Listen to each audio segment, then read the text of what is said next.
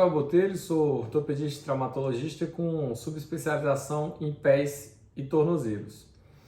Se a sua dor é nessa regiãozinha aqui, que é a região chamada também de coxinha adiposo metatarsal, que é aquela regiãozinha mais gordurosa logo antes dos dedos, sendo mais central essa dor, provavelmente você vai estar diante de uma doença que chama metatarsalgia.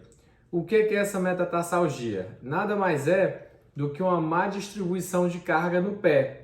Ou seja, a carga do pé, por alguns motivos que eu vou explicar, está sendo concentrada nessa região desse coxinha adiposo metatarsal e isso gera uma inflamação com dor e calosidades nessa região. E o que é que pode causar então essa inflamação, né? Essa má distribuição de carga no pé? Existem algumas deformidades que podem causar isso, como por exemplo o joanete. Quem tem o joanete, a partir do momento que o primeiro metatarso começa a desviar, que é o ossinho dentro do pé, a carga que era para passar nesse osso que é mais grosso, que é o primeiro metatarso, ela é transferida para esses metatarsos menores. Teoricamente é para passar 1/3 da carga nesse osso mais grosso, em cada fininho desse 1/6. Só que a partir do momento que o dedo, o hálux, começa a desviar, né, que o primeiro metatarso começa a abrir, esse osso ele fica disfuncional, ele fica incompetente, chama insuficiência do primeiro raio. E aí essa carga é transmitida para esses ossinhos menores que não são feitos para suportar tanta carga, começa a inflamar essa região e gerar dor. Da mesma forma, quem tem alterações da pisada, por exemplo, a pisada supinada, quem pisa mais com a parte de fora do pé, a carga que também é chamada de pé cavo, a carga que passa nessa região é transferida também para esses ossinhos menores e também gera uma sobrecarga dessa região.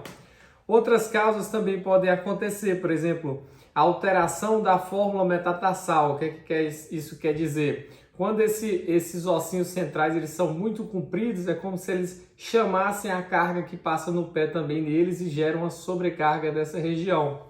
Outra causa bastante frequente é o encurtamento da panturrilha. A gente sabe, através de estudos biomecânicos, que quem tem a panturrilha encurtada, a cadeia posterior do membro inferior, né, que a panturrilha e isquiotibiais está encurtada, que é aquela pessoa que não consegue colocar muito o pé para cima, que tem o pé um pouco rígido, gera uma sobrecarga durante a marcha, durante o andado nessa região e também gera uma concentração de carga nesse local.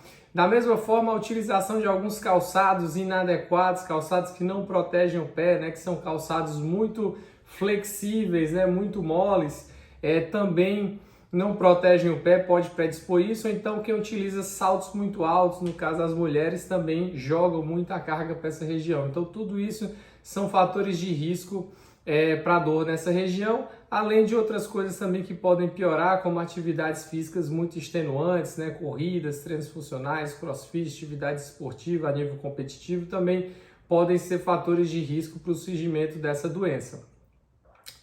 Quais são os principais sintomas disso aí, então? Basicamente é uma dor bem localizada nessa região aqui próxima aos dedos, chama coxinha adiposo metatarsal. Com a concentração de carga maior nessa região, podem surgir também calosidades nessa região. Com o tempo, os dedinhos podem ir entortando, gerar deformidades angulares dos dedos ou mesmo dedos em garras. E podem também surgir uma consequência muito frequente, né, que é muito confundida, que é o surgimento do neuroma, que é uma consequência da metatarsalgia, né? Chama neuroma de Morton, que nada mais é do que o espessamento de um nervinho que chama nervo interdigital, que esse nervinho ele espessa devido a essa inflamação crônica e forma como se fosse uma bolinha. Em vez de ele ser um macarrãozinho, ele vira uma bolinha e toda vida que utiliza um calçado muito fechado e faz uma caminhada, esses ossinhos eles são comprimidos contra esse nervinho que está espessado e gera uma sensação de dor, estalido e choque, principalmente no terceiro espaço, né, que é entre o terceiro e o quarto dedinho. E como a gente confirma esse diagnóstico? A primeira coisa, procurar o médico especializado, de preferência ortopedista com subespecialização em pés e tornozelo, para fazer esse acompanhamento. E ele também pode solicitar alguns exames de imagem para confirmar. Pode solicitar raio-x dos pés e dos tornozelos para ver se tem essas deformidades, seja o joanete, seja a alteração da pisada supinada ou pé cavo, ou essa alteração no formato desses ossinhos de dentro do pé. E da mesma forma, a gente pode solicitar uma ressonância para a gente ver como que está o nível de inflamação dessas articulações. Da mesma forma, na ressonância, a gente consegue ver o neuroma de Morton também quando ele estiver presente. E quais as medidas que a gente pode tomar inicialmente? Então a gente tem que fazer o quê? Tirar as coisas que causam isso, né? Então, a gente, em primeiro lugar, fazer alongamentos da panturrilha e dos isquiotibiais, que é na cadeia posterior, que basicamente é forçar o tornozelo para cima, né? Forçar esse movimento de dorsiflexão. O ideal é que você procure um profissional habilitado, seja um educador físico ou um fisioterapeuta, para te ajudar nisso.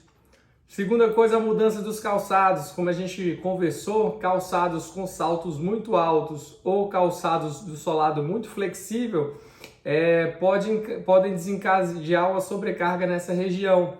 Então, no caso dos homens, deve ser evitado sandálias japonesas, sapatilhas ou sapatênis por essa hipermobilidade do calçado que não protege o pé.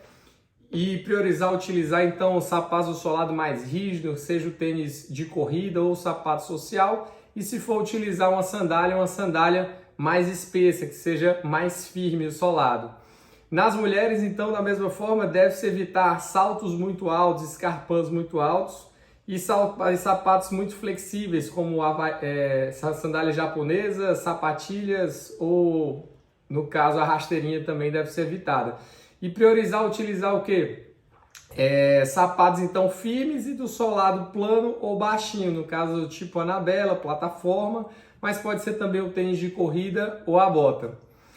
Em relação às atividades esportivas, o ideal é que faça uma adequação das suas atividades físicas, ao menos de forma temporária, até a gente conseguir melhorar esse quadro inicial. Então devem-se evitar atividades muito extenuantes, por exemplo, caminhadas longas, corridas, treinos funcionais, crossfit, atividades esportivas no geral, principalmente a nível competitivo, e a dança.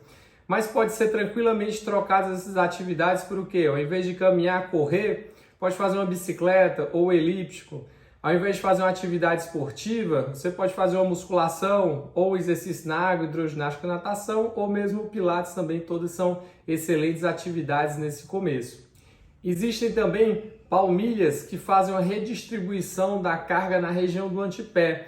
Chama palmilha com piloto ou barra retrocapital.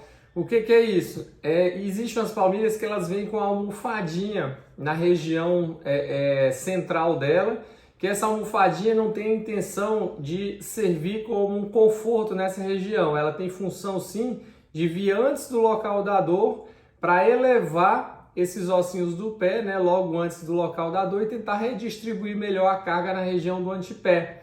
Existem vários modelos disponíveis no mercado, né? Existem essas para colocar por cima da palmilha original, existem outras que são pilotos adesivos que você tira e gruda nas sandálias abertas também. E nunca esquecer também de sempre fazer o acompanhamento com ortopedista com subespecialização em pés e tornozelos, que existem uma série de tratamentos que podem também ser feitos, né? Desde infiltrações, né? Principalmente quando relacionadas ao neuroma de Morton, até a ressecção desse neuroma ou o tratamento da metatarsalgia propriamente dito, que exigem técnicas minimamente invasivas que evoluíram muito e muitas vezes é a única opção para fazer o tratamento dessas metatarsalgias refratárias. Tudo bem? Obrigado.